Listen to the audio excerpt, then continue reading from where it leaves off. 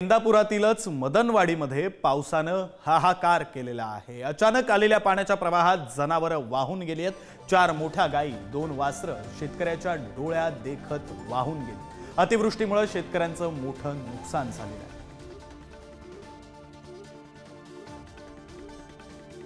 प्रचंड पाऊस झाला आणि पाण्याचा वेग जो वरून येणारा इतका होता की भयंकर वेग होता पाण्याला।